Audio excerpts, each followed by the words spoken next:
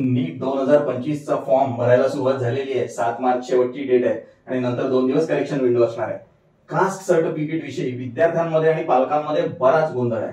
विशेषतः YouTube वरील अनेक व्हिडिओजमुळे हा गोंधळ आणखीन वाढलेला आहे।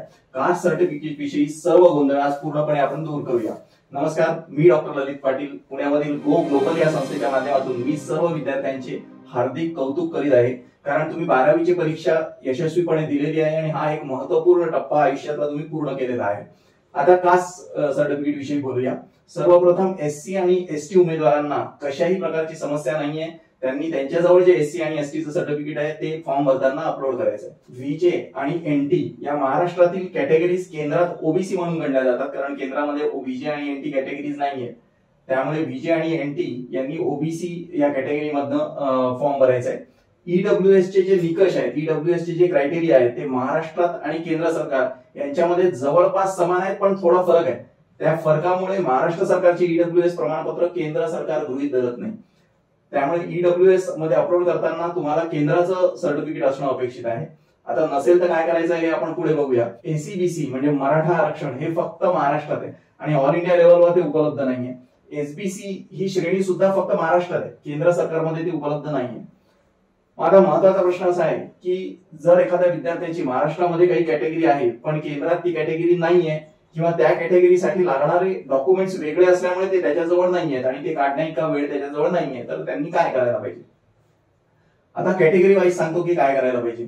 व्हिडिओ थोडा लांब होईल पण मुद्दा महत्त्वाचा आहे आणि डिटेलमध्ये सांगितल्याशिवाय तुम्हाला कळणार नाही। सर्वात आधी एक महत्त्वाची गोष्ट लक्षात घ्या, नीटचा फॉर्म भरताना तुम्ही जे कॅटेगरी सर्टिफिकेट अपलोड कराल त्याचा उपयोग ऑल इंडिया लेवलच्या आरक्षणात होतो। ऑल इंडिया लेवलचे आरक्षण घेण्यासाठी अधिक मार्क्स लागतात, जास्त मार्क्स लागतात। साधारणतः नीट मध्ये 650 प्लस मार्क्स लागतात।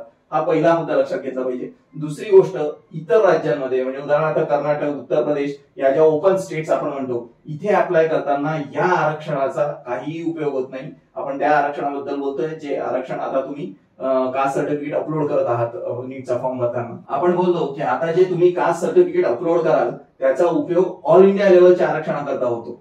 महाराष्ट्राच्या 85% स्टेट कोटामध्ये प्रवेश मिळवण्यासाठी आता या कास्ट सर्टिफिकेटचा काही उपयोग होणार आहे का? तर नाही। महाराष्ट्रातील कॅटेगरीज वेगळ्या प्रकारे डिफाईन केलेल्या आहेत आणि केंद्र सरकारच्या कॅटेगरीज वेगळ्या आहेत। नीटचा फॉर्म भरताना केंद्राच्या कॅटेगरीनुसार तो भरावा लागणार आहे, राज्याच्या कॅटेगरीनुसार भरता येणार नाही। हे जे मी आतापर्यंत सांगितलं हे आहे स्टेटस, म्हणजे हे लीगल स्टेटस मी तुम्हाला सांगितलं की हे असं असं आहे। पण आता प्रत्यक्ष फॉर्म भरताना जे प्रॉब्लेम्स विद्यार्थ्यांना येत आहेत त्यांच्याकडे वळूया।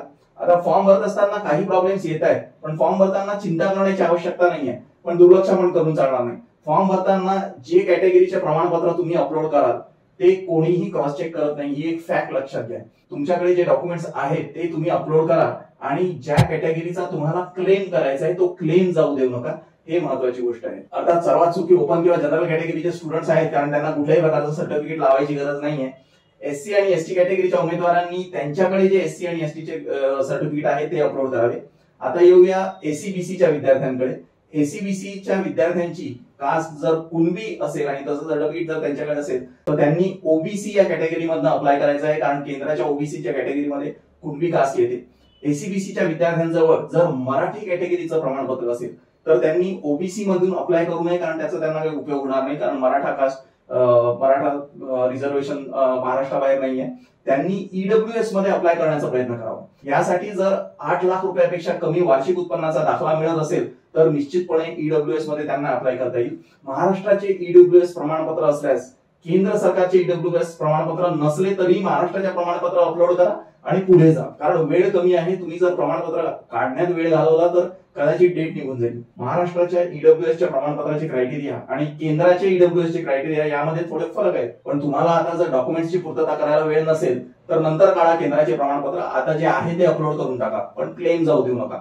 महाराष्ट्रातल्या OBCच्या यादीमध्ये आहेत परंतु केंद्राच्या OBC या यादीमध्ये नाहीत, अशा विद्यार्थ्यांनी नीटचा फॉर्म OBC मधून भरून काहीच फायदा नाही, कारण तुमची कास्टच मुळात केंद्राच्या लिस्टमध्ये नाहीये। तर अशा विद्यार्थ्यांनी EWS मधून अप्लाय करायचा प्रयत्न करायचा आहे। अर्थात संबंधित डॉक्युमेंट्स नंतर लागणारच आहेत, म्हणजे उत्पन्नाचा दाखला वगैरे, पण आता जे आहे डॉक्युमेंट ते अपलोड करून टाका, वेळ नसेल तर, कारण वेळ महत्वाचा आहे आता, आणि म्हणजे तुमचा क्लेम जाणार नाही।